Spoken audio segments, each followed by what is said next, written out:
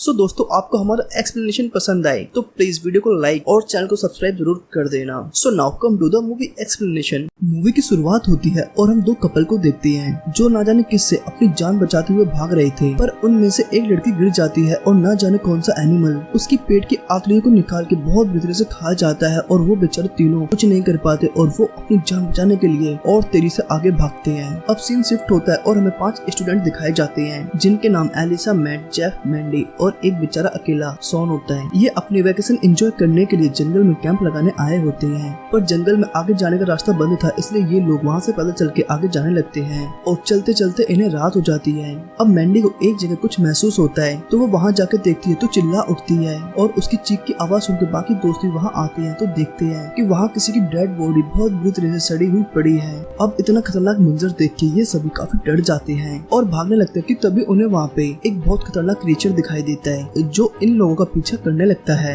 और ये लोग उस जानवर से अपनी जान बचाने के लिए भागने लगते हैं और जाके एक बड़े से पत्थर के पीछे छिप जाते हैं कि तभी इन्हें वहाँ पे एक कैबिन दिखाई देती है और ये सभी लोग उसकी तरफ जाने का प्लान करते हैं। इस पर जैब बोलता है कि तुम सभी लोग वहाँ पहुँचो और मैं इस एनिमल का ध्यान भटकाता हूँ। हालांकि ये सभी लोग जैब को अकेला छोड़ने से मना करते हैं, लेकिन जैब के काफी बोलने पे ये लोग चले जाते हैं कि तभी वो जानवर जैब पे अटैक कर देता है और उसकी बहुत बुरी तरीके से पेट में हाथ डाल के आंतड़ियां निकाल के खाने लगता है। ये देख के उसकी गर्लफ्रेंड एलिसा बहुत दुखी हो जाती है और चिल्लाने लगती है, पर फिर भी ये सभी लोग उसे छोड़ के कैबिन में पहुंच जाते हैं। लेकिन यहाँ पहुंचे कोई दरवाजा नहीं खोलता कि तभी वो एनिमल भी यहाँ आने वाला ही था, लेकिन विकी नाम की एक महिला गेट खोल देती है और इन्हें अंदर कर लेती है। लेकिन वो जानवर मैंडी का पैर पकड़ लेता है, लेकिन विकी उसे भी अंदर खींच लेती है और गेट बंद कर देती है। और अब हम देखते हैं कि मैंडी घायल हो चुकी है और तब हमें पता चलता है कि मूवी की स्टार्टिंग में जो 3 लोग बच गए थे, विकी, कार्ल और डगलस, वो तीनों इसी घर में छुपे हुए हैं और उस एनिमल ने डगलस की वाइफ बारबरा को मार दिया। अब नेक्स्ट सीन में हम सॉन को देखते हैं जो पुलिस वाले को सारी प्रॉब्लम बता के उनसे हेल्प मांगता है।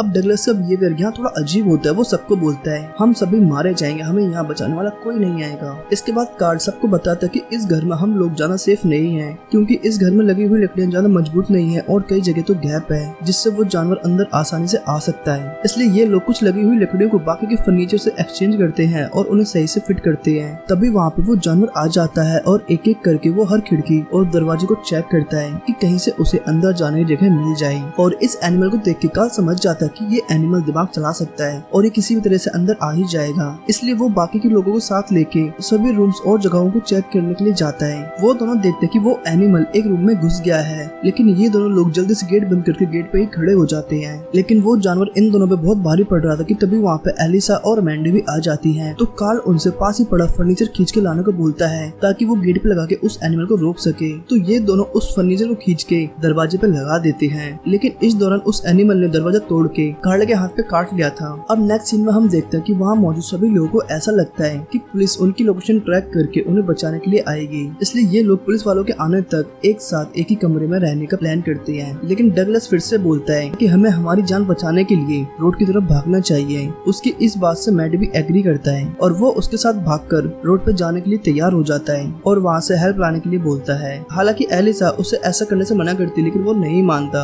इसके बाद कार्ल और सॉन वॉकी टॉकी लेके बाहर आ जाते हैं और उस एनिमल का ध्यान भटकाने की कोशिश करते हैं और इधर साइड से मौका मिलते ही मैट रोड के लिए भाग जाता है, पर वहाँ से निकलते ही वॉकी टॉकी पे उसकी चीख सुनाई देती है जिससे पता चलता है कि उस एनिमल ने मैट को भी मार दिया है। उसकी चीख सुन के ये सभी लोग डर जाते हैं, इसलिए कार्ल और सॉन भी जल्दी से भाग के दरवाजे पे आते हैं, लेकिन दरवाजा डगलस ने अंदर से लॉक किया हुआ था और वो उसे नहीं खोलता और वो सबको मना कर देता है कि कोई भी दरवाजा नहीं खोलेगा और जिसने खोला मैं उसे जान से मार दूंगा। अब डगलस ने ऐसा इसलिए किया था कि वो जानवर इन दोनों को मार दे और इस मौके का फायदा उठाकर वो वहाँ से बच के भाग जाए। पर एलिसा साइड में जाके कार्ल और सॉन को किचन की तरफ से अंदर ले लेती है और अब अंदर आके कार्ल डगलस को एक जोरदार पंच मारता है जिससे वो बेहोश हो जाता है और जब उसकी आंखें खुलती हैं तो वो खुद को बंधा हुआ पाता है कि तभी उन्हें वॉकी टॉकी पे किसी की आवाज सुनाई देती है। वो आवाज किसी और की नहीं बल्कि मैट की होती है जिसे इन लोगों ने मरा हुआ समझ लिया था, लेकिन वो अभी जिंदा था। पर तभी इन लोगों को एहसास होता कि वॉकी टॉकी की आवाज कहीं और से नहीं इनके बेसमेंट से ही आ रही है, इसलिए ये लोग उसे बचाने के लिए बेसमेंट में जाते हैं जहाँ इनके साथ कार्ल भी जाता है। अब नीचे बेसमेंट में इनको मैट मिल जाता है, लेकिन उसकी हालत बहुत ज्यादा खराब थी। लेकिन वहाँ वो एनिमल भी होता है जो इन्हें देखते ही इन पे अटैक कर देता है, लेकिन इस बार कार्ल सबको बचाने के लिए अकेला उस एनिमल से भिड़ जाता है। लेकिन कार्ल अकेला उस एनिमल के सामने कितनी देर टिकता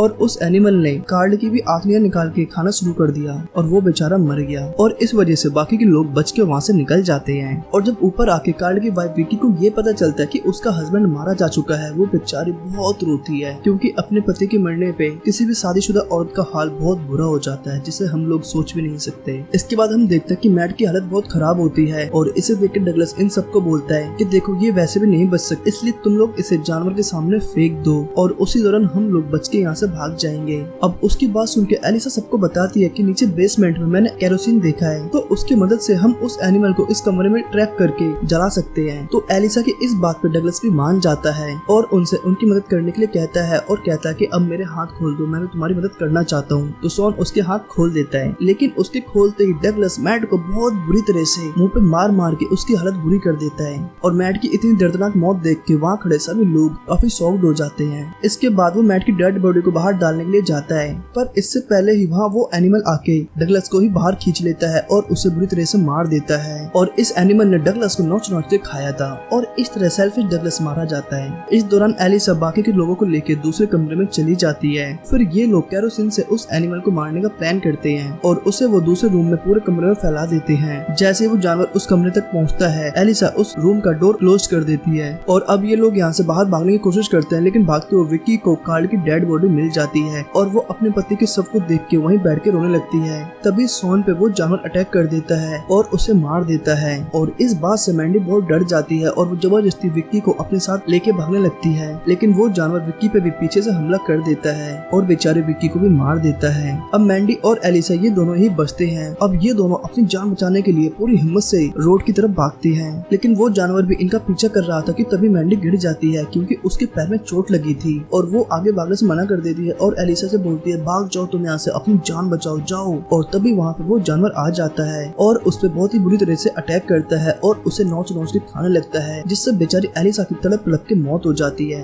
अब अपनी सहेली को मरता हुआ देख मैंडी उसे छोड़ के जाना तो नहीं चाहती थी, लेकिन बेचारी करती भी क्या, इसलिए वहाँ से खुद को संभालते हुए भाग जाती है और जंगल की रोड पे आके उन्हें अपनी गाड़ी मिल जाती है और वो जल्दी से गाड़ी में बैठ जाती है, लेकिन वो एनिमल वहाँ भी आ जाता है और मैंडी पर हमला कर देता है। लेकिन मैंडी जैसे तैसे करके खुद को संभालती है और गाड़ी स्टार्ट कर देती है और गाड़ी लेके भागने लगती है, जिस वजह से वो एनिमल नीचे गिर जाता है और इस मौके का फायदा उठाकर जल्दी से मैंडी उस एनिमल को उसी गाड़ी से बुरी तरह से कुचल देती है और वो ऐसा उस एनिमल के ऊपर कई बार करता है, जिससे उस एनिमल की पूरी तरह चटनी बन जाती है और मैंडी गाड़ी लेके वहाँ से भाग जाती है। अब मूवी के एंड में उस एनिमल के पास उसी एनिमल का ताऊ दिखाया जाता है, यानी कि इस जंगल में वो एनिमल अकेला नहीं था, इसके अलावा कई और एनिमल थे जो अपनी साथी की मौत पे दुख प्रकट कर रहा था। और इसी के साथ इस मूवी का यही एंड होता है।